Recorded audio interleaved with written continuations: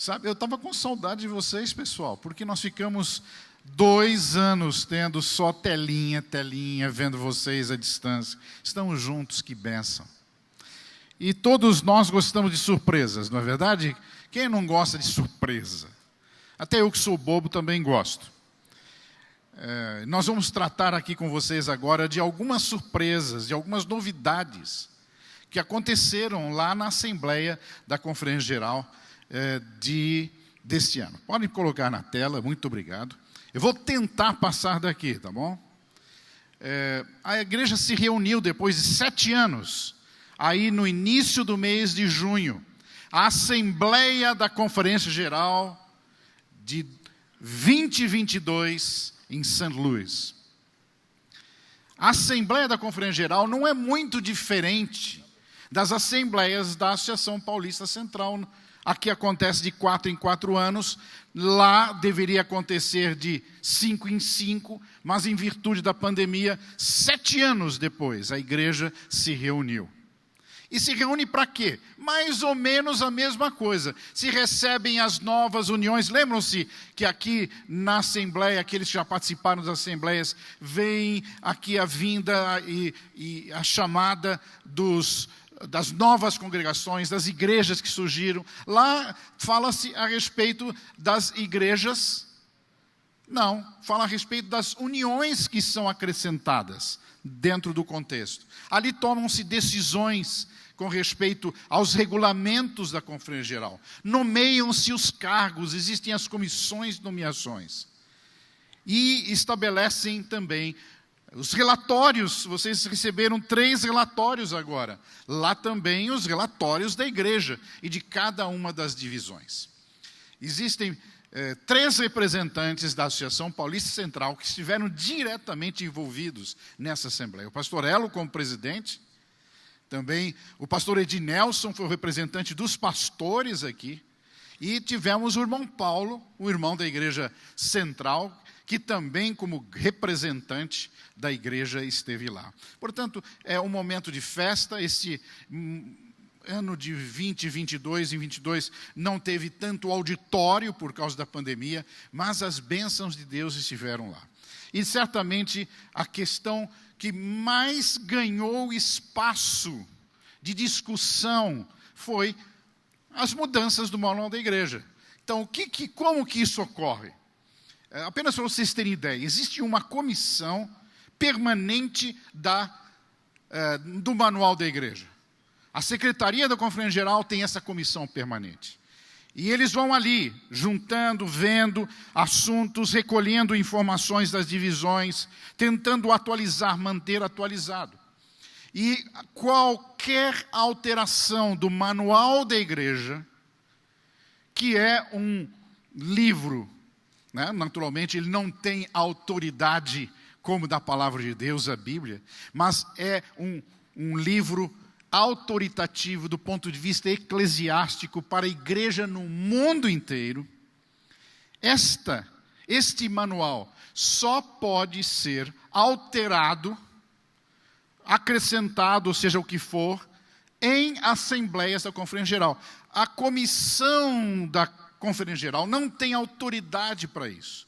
E por isso é importante que nós saibamos que este livro, o Manual da Igreja, que é autoritativo e que deve estar sob a responsabilidade sua e do pastor da igreja, de colocarem lá em funcionamento na sua igreja.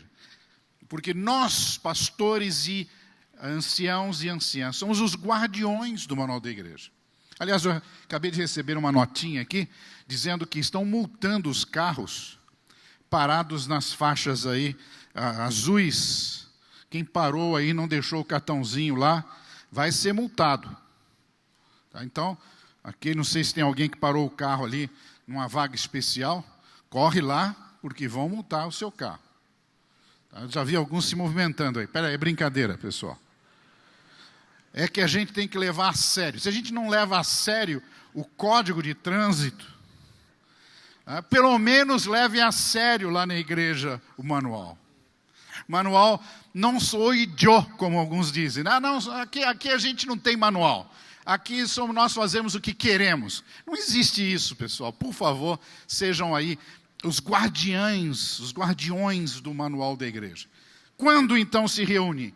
De 5 em 5 anos, excepcionalmente dessa vez, 7 anos.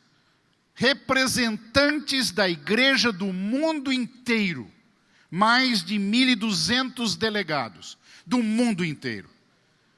E estes é que então deliberam ali as mudanças. Qual a nossa limitação hoje à tarde? Eu não tenho aqui o novo manual da igreja. Aliás, só que todos vocês vão ganhar um, mas não hoje. A Casa Publicadora, a divisão, a Casa Publicadora estão trabalhando nisso. Nós aguardamos que até o final do ano o livro esteja pronto com as alterações. E por isso o que eu vou trazer aqui, nada é abre aspas, fecha aspas. Porque eu não sei exatamente qual vai ser o fraseado que vai estar em língua portuguesa. O importante é que essas mudanças, elas são importantes para a igreja. E vocês perceberão que elas são muito curiosas, algumas delas. Olhem um exemplo aqui de como a igreja trata, com muita responsabilidade, qualquer alteração do manual da igreja. Lá na página 75 do nosso manual em português, tem lá, e eu tomei esse exemplo aqui para vocês verem, que tem que ver com ancianato, está lá. Uma vez ordenados, os anciãos não necessitam ser ordenados novamente. E aí então vem a frase, estão também qualificados, no nosso manual atual, para servir como diáconos. A proposta que foi trazida à Assembleia é tirar essa expressão servir como diáconos e colocar a expressão qualificados no diaconato, para o diaconato. Sabe quanto tempo eles gastaram para discutir só essa pequena troca? 75 minutos, 1h15. Para vocês sentirem como a igreja se preocupa com uma palavrinha, com uma coisa. Por quê? Porque isso representa a igreja mundial e o manual como um todo. Portanto, é muita responsabilidade dos delegados ao tratarem ali e votarem assuntos que serão colocados para a igreja mundial. No manual da igreja, em suma, vão aparecer 2 tópicos. Algumas correções e alguns acréscimos. E eu vou trazer exemplos de alguns deles. Algumas correções são muito pequenas. Eu tenho aqui apenas um exemplo delas. Por exemplo, aparece no nosso manual a expressão serviço batismal. No novo manual, a expressão vai ser cerimônia batismal. Olhem só. Mudou alguma coisa? Ficou mais claro, né, quando se fala em cerimônia batismal. Olha, no papel do ancianato, lá tem no manual da igreja uma cláusula que fala sobre o papel do ancianato. E no manual atual está lá, ele deve promover o estudo da Bíblia na igreja. Olhem como vai estar no novo manual. Promover o estudo da Bíblia, nutrição e crescimento espiritual dos membros. Vejam, pequenos correçõezinhas, pequenos acréscimos. Outro, quem dirige a comissão da igreja? Quem dirige a comissão da igreja de acordo com o manual? O pastor, mas ele pode delegar isso a quem? Ao ancião. Agora pergunto a vocês, o negócio tem vida própria mesmo. Você tem razão, pastor. Travou aqui. Bom, Dudu, põe lá na página. Mais um, isso aí. Vamos aqui. E se a igreja não tiver pastor? Quem é que vai dirigir a comissão da igreja? Até nisso agora. E o pastor Erlo vai ter a responsabilidade de, a partir de agora, com esse voto na Conferência Geral, quando não há um pastor naquele distrito, o pastor Erlo, como presidente da associação, vai indicar um ancião para ser o responsável pela condução da comissão da igreja. Olha que coisa, né? Sutilezas. Outra aqui, período de escolha de oficiais. Nós já sabemos que o manual diz 1 ano, ou com a possibilidade de 2 anos. Mas aí vem condições especiais, como a pandemia agora. Então o manual já está prevendo uma possibilidade de que, se houver uma necessidade, por autorização da associação, a escolha, o período de escolha dos oficiais será alterada. E o último aqui, exemplo de pequenas correções. Pessoas autorizadas a falar na igreja. Quem é que fala na igreja? Quem é que ocupa o púlpito? Quem é que canta na igreja? E nós temos a tradição abençoada das famosas cartas de recomendação. Mas a responsabilidade, de acordo com o novo manual, está sobre a associação, em conjugação naturalmente sempre com a união, de indicar quais as pessoas que a gente acha que não deve ocupar o lugar sagrado, nem musicalmente falando e nem verbalmente falando. São exemplos. Olha, exemplos agora de pequenos acréscimos. Vejam, comissão de nomeações anual permanente. Vejam, igrejas grandes, eu estava vendo aqui, as igrejas maiores, né, pastor Nonato, da igreja da Paulista Central. O NASP, 3.000 e lá vai cacetada. E eu fiquei ali vibrando na minha cadeira, porque a igreja da cidade universitária, que há 17 anos atrás, 18 anos atrás, era um grupo.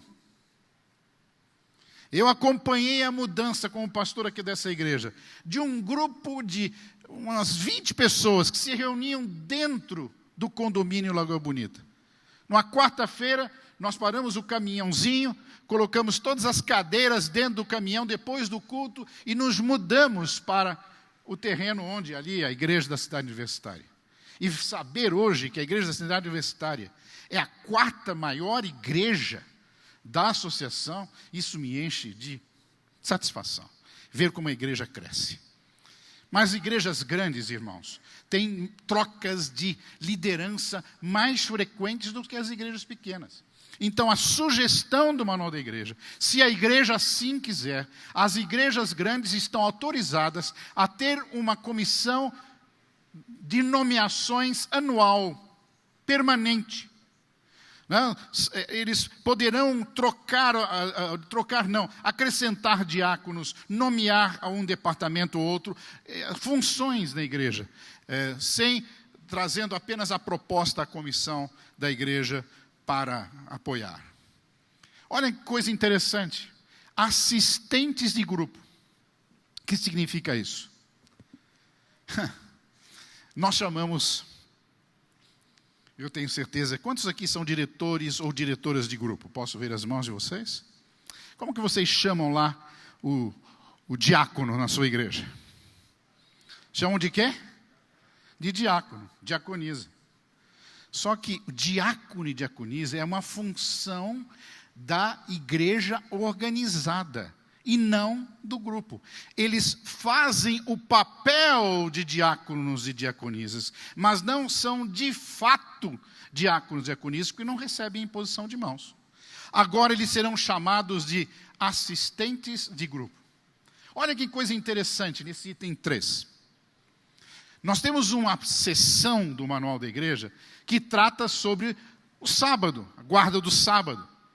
E ali havia o Isaías capítulo 58, verso 13, havia apenas uma pequena parte do verso citado. E agora, no novo manual, vai aparecer o verso todo, Isaías 53. Vocês dizem, mas que mudança! Tão ínfima, Mas isso é importante para a Igreja Mundial, isso foi votado lá. Participação eletrônica nas comissões da igreja. Em casos excepcionais, com autorização do presidente da associação, poderá haver, sim, comissões de igreja através dos veículos de comunicação, tipo Zoom, essas lives que nós estamos acostumados, participação eletrônica. Mas isso com autorização da associação. E de acordo com as leis do país também, porque em alguns países as comissões de nomeações, as comissões da igreja são registradas legalmente. Não é o nosso caso aqui no Brasil, mas como o anual é para o mundo inteiro, isso foi ressaltado ali. Uma coisa que nós já fazemos, né? O famoso Conselho de Anciãos, ou Comissão do Ancianato. Mas não aparece no manual da igreja atual essa comissão. Agora sim, vai aparecer. Existe lá uma seção pequena que fala a respeito da comissão de anciãos, que os pastores deveriam ter de quando em quando, né, com o seu grupo mais chegado de líderes, anciãos e anciãs. Vejam, olhem que coisa interessante o item 6. Votação já é uma autorização de ordenação. Nós temos praticado isso. Quando é que nós autorizamos um ancião ou um diácono para ser ordenado? Nós tomamos um voto na comissão da igreja? Não. Mas agora está regulamentado. A partir de agora, o ancianato, quando nomeado e votado na igreja, ali quando são votados, eles já passam a participar, a estarem autorizados a serem ordenados. Vejam, hoje pela manhã, pastor Henrique, eu fiz a minha oferta, né, pelo meio eletrônico. Que legal esse negócio, viu? Eu já pus dentro da minha Bíblia aqui, onde eu estiver, vai ficar muito mais fácil do que ir lá, entrar no 7Me. Já entro aqui, já faço a minha oferta do jeito que eu quero, para a igreja local. Mas só que isso não estava regulamentado no nome da igreja. O 7Me não estava regulamentado. Essas formas eletrônicas de doação. Agora não. O manual da igreja estabelece que pode-se sim vários meios eletrônicos para ofertar e dizimar. E aí, parece até óbvio, né? Mas lá, quando se fala agora, nos primeiros capítulos, sobre a igreja, aparece ali o propósito missionário da igreja, que o principal propósito da existência da igreja é o propósito missionário. Veja, são pequenos acréscimos. Agora eu vou trazer uns 3 ou 4 casos apenas para ilustrar aqui algumas situações. Quando o manual da igreja trata das funções dos diáconos e diaconisas, agora para os diáconos e diaconisas, aparece um item que fala que eles devem ter cuidado com as pessoas de necessidades especiais, incluindo a necessidade, às vezes, de buscar essa pessoa em casa para vir para a igreja. Então, isso foi um acréscimo votado. E um aspecto interessante que é esse item 2, a inclusão da visitação para as diaconisas. Se vocês pegarem o manual da igreja, vão ver as funções do diácono e as funções da diaconisa. Elas são semelhantes, exceto um item, que eu não sei porquê, não apareceu nas funções das diaconisas. Que elas também têm a responsabilidade do processo de visitação dos membros. Então, se você pegar agora, basicamente, no novo manual, a função do diácono e a função da diaconisa na igreja serão semelhantes, serão iguais. São pequenas alterações feitas. Nós já temos aqui com uma tradição na igreja, na União Central, há muitos anos, que nós não realizamos casamentos sem que antes nós tenhamos um curso de noivos, uma orientação pré-matrimonial. Mas isso não estava no manual da igreja. A partir de agora, há ali um item que diz que a igreja é responsável pela educação e aconselhamento pré-matrimonial aos moldes daquilo que nós já fazemos. Então, coisas que nós já fazemos, temos prática aqui, agora é para a igreja mundial como um todo. Outro elemento muito curioso foi a criação de um novo departamento da igreja. E aqui vai uma ressalva. Interessante isso. Em todas as discussões dos itens do manual da igreja, que eu estou trazendo aqui um resumo apenas, houve gente falando a favor, houve gente falando contra, houve tempo para isso, houve tempo para aquilo. Vejam, aqueles 75 minutos gastos com aquela palavrinha. Mas quando foi para aprovar esse novo departamento da igreja, foi unânime. Votação de 100%. E as pessoas que vieram ao microfone para falar, só foi de elogio a esse novo departamento, os ministérios adventistas das possibilidades. O que é isso? É um departamento de mão dupla.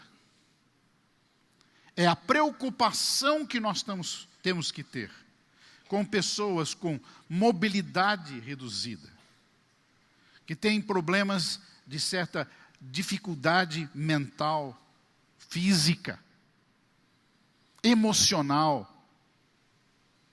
Pessoas que têm cegueira ou surdez. Há um departamento agora que deverá florescer em cada uma das nossas igrejas, de acordo com as necessidades.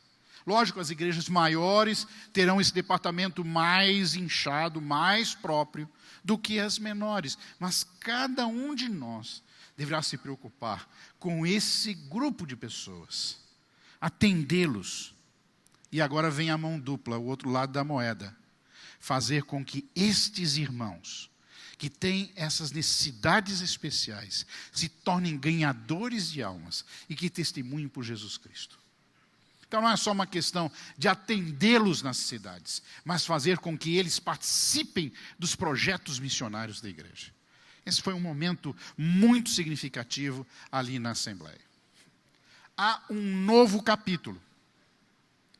E esse é o meu último slide. Há um novo capítulo colocado no manual da igreja. Certo, pastor Elo? Eu sei que você vibrou nesse momento, como muitos de nós vibramos. Por incrível que pareça, há um novo capítulo tratando da responsabilidade de cada membro da igreja de fazer discípulos. Fazer discípulos de acordo com a proposta desse capítulo todo. Que eu estou trazendo aqui uma suma da suma.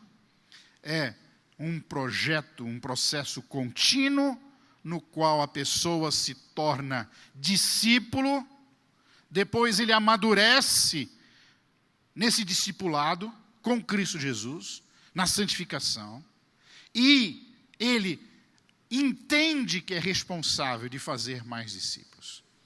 Então, esse processo, há um capítulo novo tratando desse assunto.